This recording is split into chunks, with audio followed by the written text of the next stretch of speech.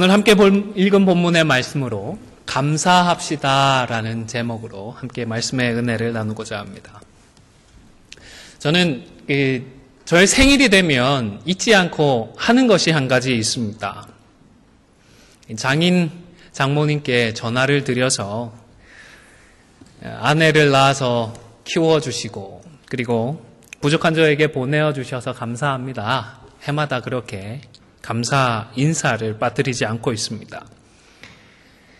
쉽지 않은 길에 함께 해주는 것도 고맙고 또 여러 가지로 감사하는 것들이 많으니까 아내를 보내어주신 장인어른 장모님께도 당연히 감사를 드리게 되는 것 같습니다.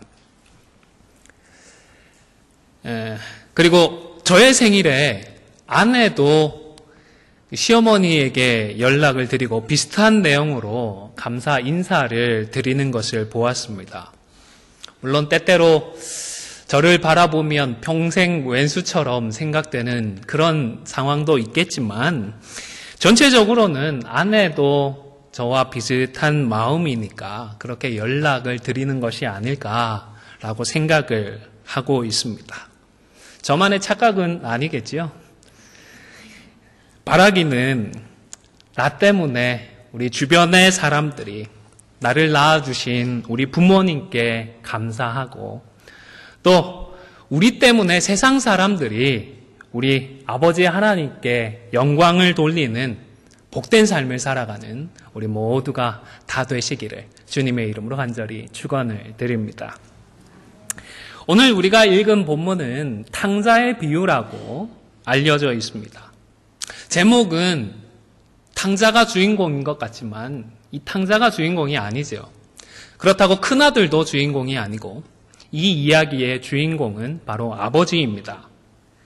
무슨 짓을 하더라도 끝까지 아들들을 사랑하고 품어주시는 이 아버지의 모습을 통해서 예수님은 우리를 그 이상으로 사랑하시는 아버지 하나님을 보여주고자 하셨습니다.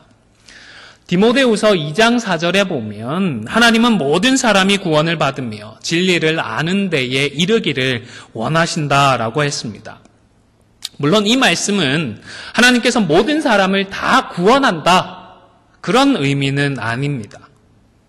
회개하지 않는 사람들은 결국 심판을 하시지만 그러나 그 마음만큼은 다 예수님을 믿어서 모든 사람들이 구원을 받았으면 하는 그런 마음이라는 것입니다. 그래서 하나뿐인 아들을 보내어 주셨습니다.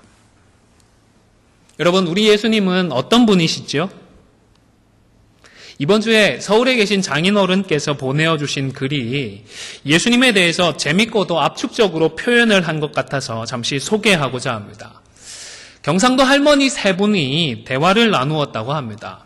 한 할머니가 야야 예수가 죽었단다 그렇게 말씀하셨더니 다른 할머니가 와 죽었다 카드노 왜 죽었대? 라고 물어보셨습니다. 그랬더니 못에 찔려 죽었다 안카나 못에 찔려서 죽었다고 하네 라고 이야기를 하셨답니다.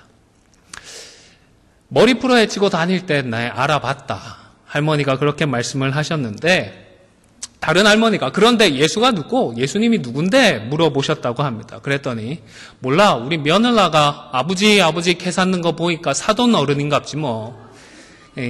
며느리가 아버지 하는 거 보니까 사돈 어른인 것 같아. 그렇게 설명을 하셨습니다. 그 후에 다른 할머니가 물어보셨습니다. 그래 문상은 갔더나 문상은 다녀왔어? 물었더니 아니 안 갔다. 안 갔다고 그러셨습니다. 그래서 그 이유를 물었겠죠. 와 안 갔노? 왜 안 갔는데? 물어보니까 갈락했는데 사흘 만에 살아났다 하더라. 여러분 하나님이시면서 이 땅에 사람의 몸으로 오셔서 우리의 죄를 사해주기 위해서 십자가에 못 박혀 죽으시고 죄와 사망의 권세를 깨뜨리고 3일 만에 부활하신 분이 바로 우리 예수님이십니다. 그리고 이 예수님을 자신의 구주로 왕으로 모셔드리는 사람이 구원을 받습니다. 이 사실을 어떻게 믿죠? 바로 성경이 그렇게 말씀하기 때문입니다. 사도행전 16장 31절에 9절을 화면을 보시면서 함께 읽도록 하겠습니다. 시작. 이르되 주 예수를 믿으라. 그리하면 너와 내 집이 구원을 받으리라 하고. 우리 기독신앙은요, 계시의 신앙이라고 합니다. 계시의 종교라고 표현을 하기도 하는데, 개인적인 체험이나 경험 때문이 아니라 하나님의 말씀에서 이 신앙이 출발하기 때문입니다. 성경이 말씀하시는 것을 믿고 순종할 때에 그 모든 약속이 우리의 삶 가운데에 성취가 되는 것입니다. 그리고 그 모든 약속은 하나님께서 우리를 사랑하시기 때문에 주신 약속들입니다. 우리가 범죄하고 타락했습니다. 그럼에도 불구하고 여전히 사랑해서 심판받아서 영원한 멸망 가운데 거하기를 원하지 않으시는 것입니다. 요한복음 3장 16절은 교회를 다니지 않는 분들도 한 번쯤은 들어보셨을 말씀입니다. 같이 한번 암송해 볼까요? 시작. 하나님이 세상을 이처럼 사랑하사 독생자를 주셨으니 이는 저를 믿는 자마다 멸망치 않고 영생을 얻게 하려 하심이니라. 아멘. 이런 하나님의 사랑의 마음이 요한복음 3장 16절뿐만 아니라 성경 곳곳에 기록이 되고 있습니다. 오늘 본문도 바로 그런 대목이죠. 자신의 마음을 제대로 헤아리지 못하고 품을 떠나버린 작은 아들을 여전히 사랑하셨습니다. 그래서 이제나 올까 저제나 올까 방 안에 편안한 그 온돌 부들에 앉아서 기다리셨던 것이 아니라 문 밖에 서서 먼 곳을 날마다 바라보고 계셨습니다. 동굴 밖을 매일같이 바라보고 기다리다가 저 멀리서 아들이 보이자마자 버선발로 달려와 품어주시는 분이 아버지 하나님이신 것입니다. 또 배은망덕한 작은 아들을 무조건적으로 용서하고 잔치까지 베푸는 아버지를 이해하지 못하고 그 아버지에게 화를 내는 큰 아들까지 변함없이 사랑하시는 아버지가 바로 우리가 믿고 섬기는 하나님이십니다. 그런데 여러분, 이 아버지의 두 아들은 왜 아버지의 마음을 헤아리지 못했던 것일까요? 그 이유는 어디에 있을까요? 그 내용을 통하여서 우리가 하나님께 감사하지 못하는 이유를 찾아볼 수 있지 않을까 생각을 했습니다. 먼저 작은 아들의 경우를 생각해 보도록 하겠습니다. 작은 아들은 자신이 받을 것에 대해서 조급했던 것 같습니다. 그리고 자신이 하고 싶은 것에 대해 눈이 멀어 있었습니다. 바램이라고 할지 욕심이라고 할지 아니면 절박함이나 간절함이라고도 할 수 있겠다 싶습니다. 아버지가 물려줄 그 유산을 당장 지금 내가 좀 물려받게 되면 그것으로 이것도 할 수 있을 것 같고 저것도 해볼 수 있을 것 같습니다. 재미있는 것들, 하고 싶은 것들, 할 수 있는 것들이 너무 많은데 그냥 가만히 앉아서 아버지가 물려주실 때까지 기다릴 수가 없었습니다. 유대인 문화에서 살아계신 아버지에게 자신의 분깃을 나눠달라고 요청하는 것은 아버지에게 지금 돌아가십시오.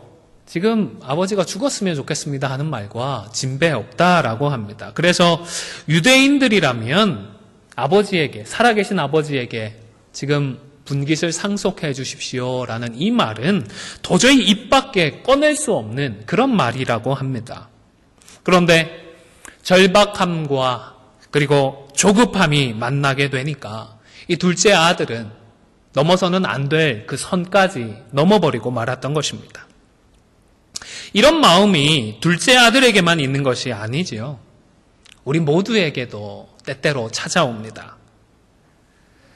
우리 마음속에도 조급함과 간절함이 만나게 되면 부정적인 방향으로 시너지 효과가 나타나는 것 같습니다. 그래서 마음이 충동질되고 정상적으로 판단하지 못하고 아버지 하나님의 마음을 헤아리지 못하게 만들어버립니다. 내 생각을 우선시하게 되어지고 내 판단이 마치 하나님의 뜻이라도 되는 양 합리화해버리기도 합니다. 그렇기 때문에 우리는 하나님의 말씀을 가지고 우리가 넘지 못할 울타리를 쳐두어야 합니다. 설령 잘못된 판단에 빠진다고 하더라도 튼튼한 울타리가 마련이 되어 있어서 그 선을 넘지 못하도록 준비해 놓는 것입니다. 구약 성경에 기록되어져 있는 사울 왕은 자신의 삶에 말씀의 울타리를 쳐놓는 데에 실패를 했습니다. 그래서 이웃나라 블레셋이 쳐들어왔을 때에 그만 선을 넘어버리고 말았습니다. 그 당시 그들을 침략해왔던 블레셋은 병거만 해도 3만이나 되었고 마병이 6,000명 그리고 수많은 보병까지 있었다라고 했습니다. 그런데 이들과 맞서 싸울 이스라엘의 군사는 고작 상비군 3,000명이었습니다. 수적으로 보면 명백하게 열세였습니다. 그러나 사울은 만군의 여호와의 힘을 의지하여서 맞서 싸우고자 했습니다. 그래서 먼저 하나님께 제사를 드리려고 했습니다. 그런데 제사를 집례해야 할 선지자 사무엘이 약속한 날로부터 7일이 지나도 제때 도착하지를 않았습니다. 그러자 사울 왕은 직접 제사를 해버리고 말았습니다. 하나님을 믿고 하나님의 힘을 의지하고자 했으면 무엇보다 하나님께서 정해놓으신 법도와 절차와 순서를 따라야 했지만 그러나 말씀의 울타리가 제대로 세워져 있지 않다 보니 상황을 보게 됩니다. 겁에 질린 군사들이 1명, 2명 도망치는 것을 보게 됩니다. 나중에 보니까요, 3,000명 중에서 다 도망치고 600명만 남아 있었습니다. 그리고 어떻게든 좀 이기고 싶다라는 간절함과 절박함이 군사들이 도망치고 있는 그 조급한 상황과 만나게 되어지니까 그만 돌이킬 수 없는 선을 넘고 말았던 것입니다. 그리고 이 일로 하나님은 사울 말고 당신의 마음에 맞는 다른 사람을 이스라엘의 왕위에 앉히기로 최종적인 결정을 하셨습니다. 사랑하는 성도 여러분, 둘째 아들과 그리고 사울 왕의 삶을 반면교사로 삼아서 평소에 하나님의 말씀의 울타리를 튼튼히 세워놓아서 때때로 우리에게 찾아오는 조급함과 욕심에도 불구하고 신앙의 선을 넘지 않는 우리 모두가 다 될 수 있기를 주님의 이름으로 간절히 축원을 드립니다. 그 다음으로 큰아들의 경우를 살펴보도록 하겠습니다. 집을 나갔던 동생이 돌아왔습니다. 그리고 아버지가 돌아온 동생을 위해서 살찐 송아지를 잡고 잔치를 베풀었습니다. 25절 말씀에 보면 그날 큰아들은 밭에 있다가 돌아왔다라고 했습니다. 혹 그날따라 했던 일이 고되고 힘들어서 좀 짜증이 나 있었는지도 모르겠습니다. 29절에 보면 여러 해 동안 아버지의 명을 어김없이 행했다라고 했습니다. 성실히 아버지를 도와서 굳은 일도 마다하지 않고 열심히 살아왔던 것입니다. 그런 자신과는 달리 생각 없이 집을 나가서 흥청망청 살다가 거지꼴로 돌아온 동생이 마음에 들지 않았을 것입니다. 미웠을 수도 있습니다. 화가 났습니다. 26절에서는 노하여 잔치에 들어가고자 하지 않았다라고 했습니다. 그리고 그 소식이 아버지에게까지 전해졌고 아버지가 나와서 큰아들을 권했습니다. 그러나 그는 모두가 감사하고 기뻐할 수 있는 상황이었음에도 불구하고 자신과 동생 모두를 사랑하시는 아버지에게 그만 불평을 퍼부어대고 말았던 것입니다. 물론 큰아들의 말만 들어보면 꼭 이게 잘못된 행동이었을까라는 생각도 듭니다. 충분히 화가 날만 했다라는 그런 마음이 드는 것입니다. 여러 해 동안 묵묵히 아버지를 도와왔는데 자신을 위해서는 송아지가 아니라 염소 새끼 하나도 내어주신 적이 없다면 동생을 위해서 큰 잔치를 베푸는 아버지를 향하여서 서운할 수도 있겠다 싶습니다. 그런데 저는 여자 제자반에서 큐티 나눔을 준비하면서 이 본문을 다시 묵상했을 때 눈에 들어온 구절이 한 구절이 있습니다. 화면을 보시면서 12절의 말씀을 같이 읽도록 하겠습니다. 시작. 그 둘째가 아버지에게 말하되 아버지여 재산 중에서 내게 돌아올 분깃을 내게 주소서 하는지라. 아버지가 그 살림을 각각 나누어 주었더니. 여러분, 아버지가 살림을 나누어 주는데 어떻게 나누어 주셨다고요? 각각이 어떤 의미죠? 둘째 아들만 줬다는 의미인가요? 아니죠. 큰아들에게도 똑같이 아마 주었던 것 같습니다. 그래서 저는 큰아들이 이 잔칫날에 분노했던 이유 중에 중요한 이유가 바로 자신이 과거에 받았던 것을 그만 잊어버리고 있었다는 여기로 이 사실로 분석을 했습니다.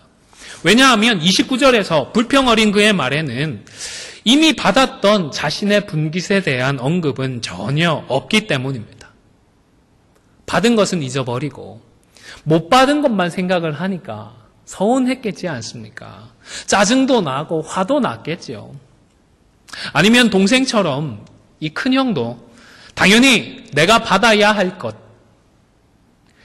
자신의 것을 받았다라고 생각을 했을지도 모르겠습니다. 혹은 아버지 곁에서 그동안 수고하면서 그 값을 이미 다 치렀다라고 생각을 했을지도 모르겠습니다.